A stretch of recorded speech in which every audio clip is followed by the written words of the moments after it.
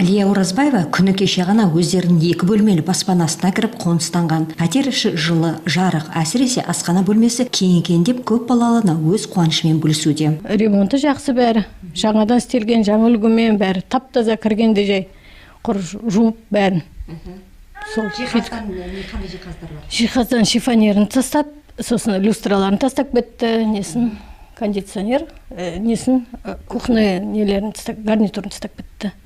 Басқа енді шамалы өзіміздің қолымыз жеткенше нетіп атырық, төсек орын бәрі өзіміздікі. 5 баланы жалғыз өзі өсіріп тәрбиелеп отырғанына өз баспанамызға қол жеткіземіз дегенді еш күтпеген едім. Жергілікті нөмір 3 қазақ орта мектебінің ұстаздарына рахмет. Солар Харекет қайырымдылық қорына шығып, біз жайлы айтқан деп ағынан жарылуда. Сол мектеп, сол ұстаздардың арқасында міне сондай ұстаз бар. Харекет қорына алғысымызды білдіреміз шексіз.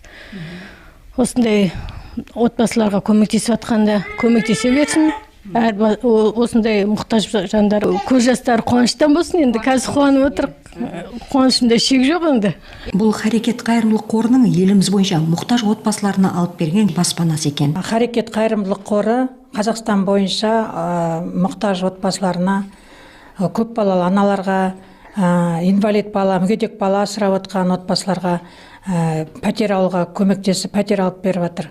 Харекет қайырымдылық қорының мақсаты халықтың демеуімен республикамыздың түпкір-түпкірінде көмекке мұқтаж жандарды іздеп тауып баспанамен қамтамасыз ету болып табылады. Жетімін жылатпаған, жесірін қаңғытпаған қазақ деген халықтың арасында баспанасыз өзгенің босағасында жүрген отбасыларға қолдау көрсетіп, оларды жылыда жайлы үйде өмір сүруіне жағдай жасау.